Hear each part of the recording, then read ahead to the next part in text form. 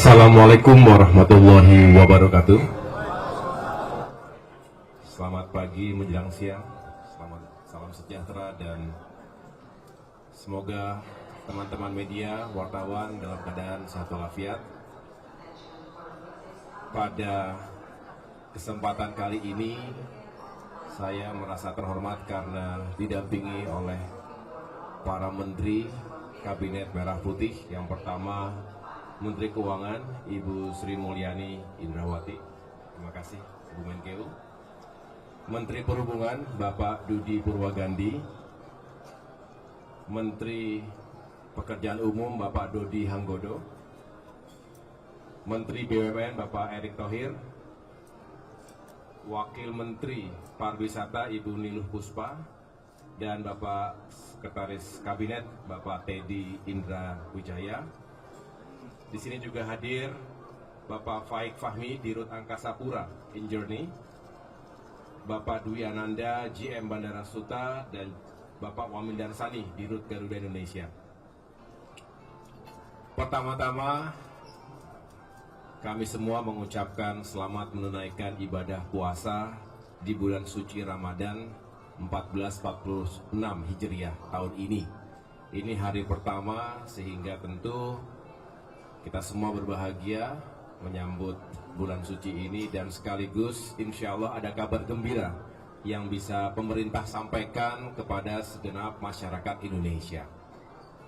Yang pertama, tentu kami para pembantu Presiden berupaya yang terbaik untuk bisa menjalankan apa yang menjadi arahan Bapak Presiden Prabowo Subianto, di mana beliau senantiasa ingin menghadirkan kebijakan yang pro rakyat, termasuk dalam rangka menghadapi masa mudik lebaran tahun ini.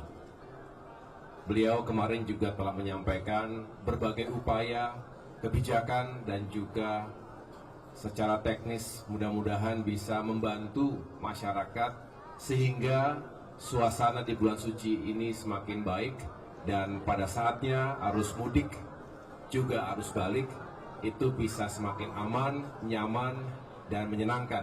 Dan juga yang lebih penting lagi adalah harga tiket yang lebih terjangkau bagi masyarakat.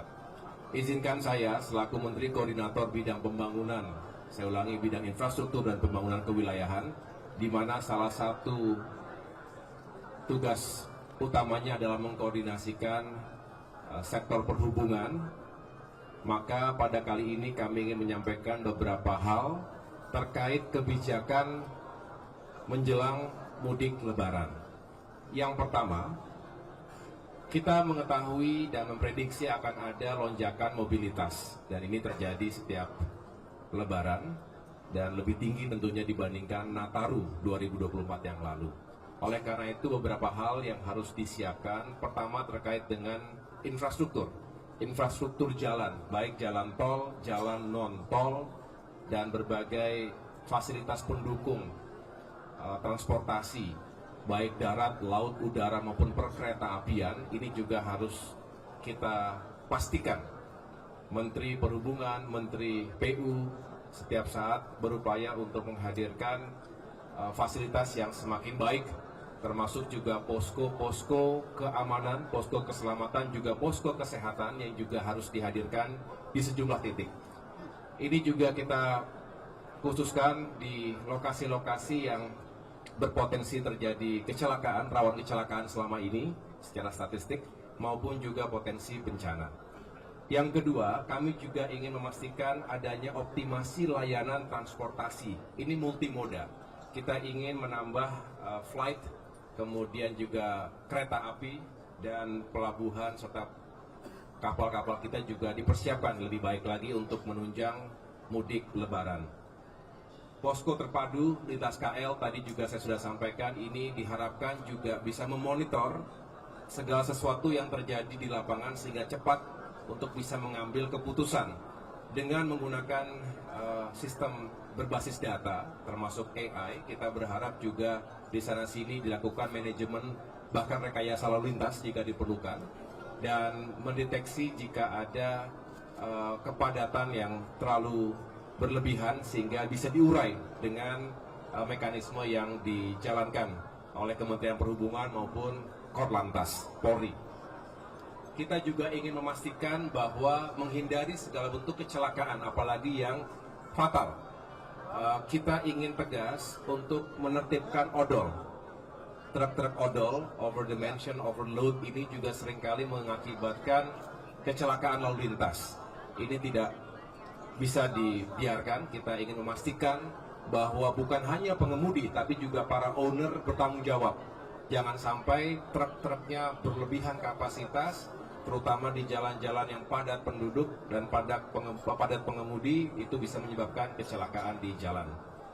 Kemudian kami juga sampaikan kebijakan lainnya terkait dengan upaya mengurai kemacetan. Kami juga sudah berkoordinasi dengan Kementerian Pan-RB terkait dengan mengurai kemacetan dengan cara flexible working arrangement, flexible work arrangement, atau dulu sering dikenal sebagai work from anywhere. Ini harapannya adalah kita bisa mendahulukan ataupun memulai distribusi mobilitas menjelang mudik Lebaran lebih dulu, H-7. Jadi pada tanggal 24 Maret diharapkan sudah bisa diberlakukan work from anywhere atau flexible work arrangement. Ini diharapkan untuk mengurangi puncak-puncak kepadatan lalu lintas. Ini Bapak Presiden agar kita terus membantu masyarakat, terutama pada masa-masa yang luar biasa penting seperti Hari Raya ini, di mana masyarakat akan melakukan mobilitas untuk kembali pulang kampung atau bertemu dengan sanak saudara. Maka kami di Kementerian Keuangan atas koordinasi dari Pak Menko beserta seluruh kementerian terkait juga berpartisipasi untuk bisa memberikan keringanan bagi masyarakat yang akan melaksanakan traveling di dalam hari-hari mendekati Lebaran. Kemarin kami sudah mengeluarkan Peraturan Menteri Keuangan Nomor 18 Tahun 2025. Peraturan Menteri Keuangan Nomor 18 ini adalah mengenai pajak pertambahan nilai yang ditanggung pemerintah sebagian untuk tiket ekonomi yang akan dilakukan atau untuk domestik dalam hal ini bagi masyarakat kita yang akan melakukan traveling. Dari PMK ini kita akan sampaikan akan berlaku untuk pembelian tiket tanggal 1 Maret hingga tanggal 7 April bagi traveling atau tiket yang akan melakukan perjalanan antara tanggal 24 Maret hingga 7 April 2025. Artinya seluruh tiket ekonomi dalam negeri yang dibeli mulai hari ini tanggal 1 Maret hingga 7 April untuk jadwal penerbangan antara 24 Maret hingga 7 April akan dikurangi pajak pertambahan nilainya sehingga hanya membayar pajaknya 5%. Artinya yang 6% ditanggung oleh pemerintah. PMK ini kemudian akan berlaku efektif bagi yang akan melakukan pembelian mulai hari ini tanggal 1 Maret. Bagi yang sudah terlanjur beli mungkin nggak kena ya jadinya ya, karena kemarin sudah beli. Jadi nyesel padahal kemarin sudah membuat, tapi tanggal 1 Maret masih bisa. Nah, periode tanggal 24 Maret hingga 7 April ini dengan penurunan PPN, penurunannya 6% ya, sehingga yang dibayar hanya 5%, ikut berkontribusi sesuai yang tadi dijelaskan oleh Pak Menko AHY adalah menurunkan tiket pesawat ekonomi dalam negeri tadi hingga bisa mencapai antara berapa tadi Pak? 13%, 13 hingga 14%. Demikian yang saya bisa sampaikan. Jadi kami di Kementerian Keuangan telah melakukan langkah untuk bisa terus mendukung dan mengurangi beban masyarakat. Meskipun pada saat yang sama kami juga tetap berkewajiban untuk mengumpulkan penerimaan negara untuk masyarakat juga.